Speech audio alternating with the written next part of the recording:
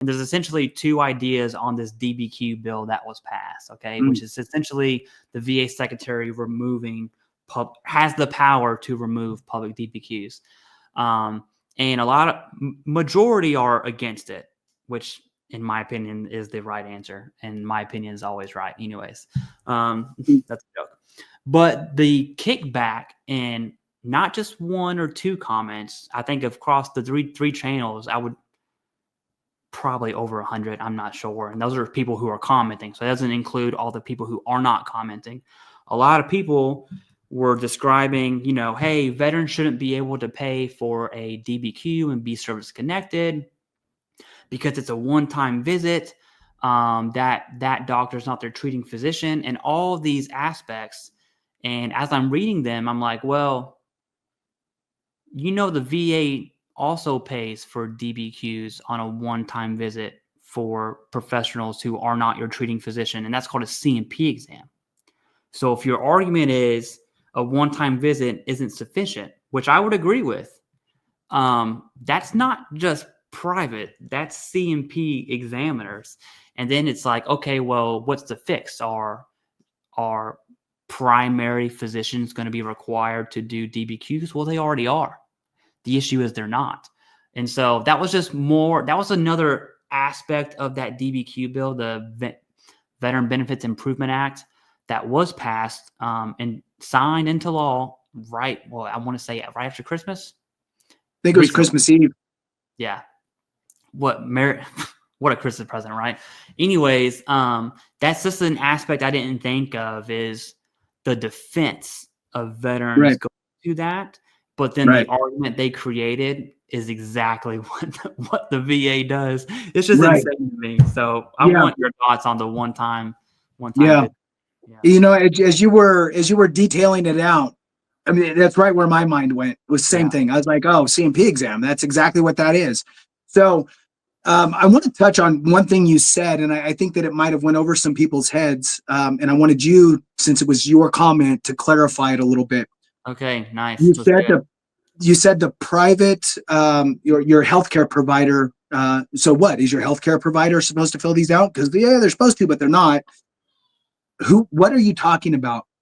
Yeah, so there's a VHA. Yeah, there's a VHA directive. It's 1134.2. I want to say there's a dot number in it. You can Google it. States that VHA providers must complete DBQs. It doesn't say anything about Nexus letters. These are DBQs, which is a VA form, not a VBA form.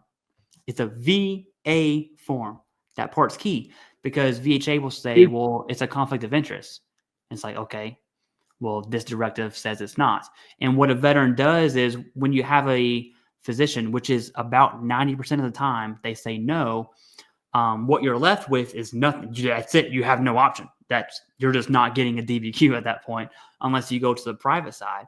And then to add on to that, the reason why I think it's a bigger issue than everyone's playing it out to be is because in a press conference that was live, and if I have time, I usually restream the VA stream just to get some extra views, which is funny because it's the Department of Veteran Affairs, and my small YouTube channel gets more views than them, but that's something else.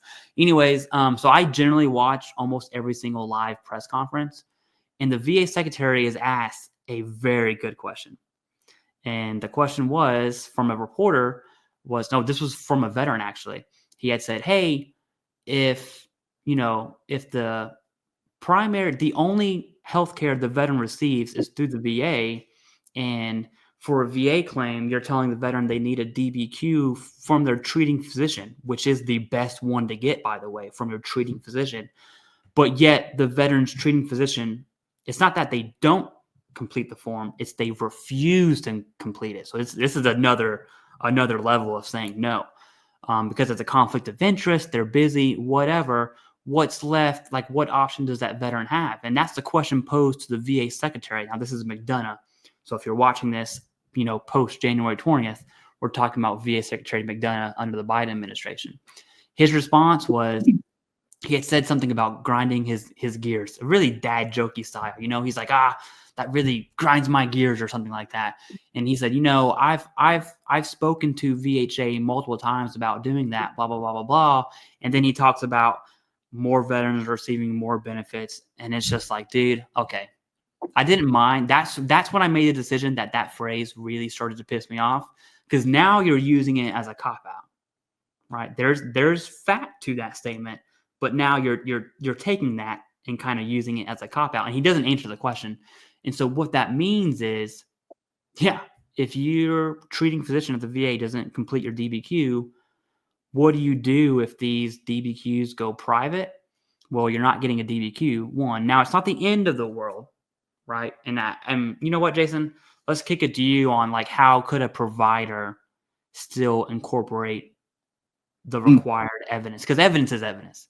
I don't care if it's on a DBQ form or a napkin, right? Evidence is evidence. Now, you don't want a medical evidence on a napkin, but you get what I'm saying. Right, right.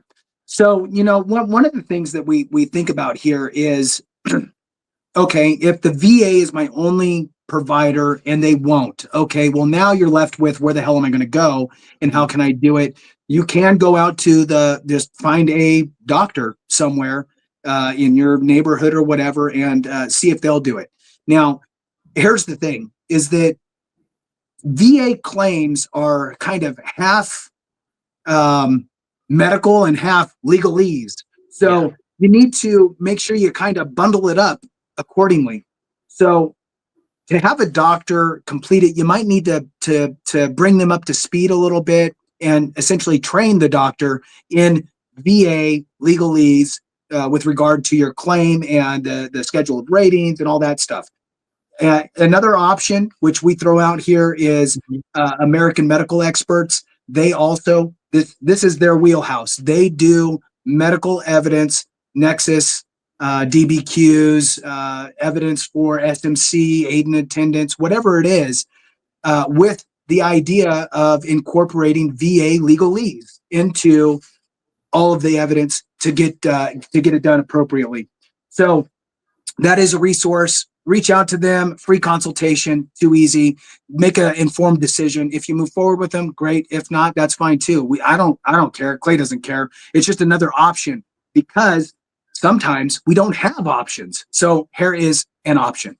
Now, what happens if the VA removes the public-facing DBQs? Well, number one, it shows the VA has decided to make it a steeper hill for you to climb. They've just hit the incline button on the damn treadmill. Okay. And that's annoying. So one, it's frustrating, and it just kind of shows the cards, and you got to kind of peek behind the curtain a little bit and wonder why. Why are you doing that? Now, it is what it is. At the end of the day, what is a DBQ? Okay. A DBQ is a disability questionnaire. It's a blank form. There's nothing on it. I mean, there's some questions, but there's nothing relevant to you. It's a blank form. So garbage in is garbage out. I mean, the form can hurt you as much as it can help you, depending on what's put in it. So understanding that is important.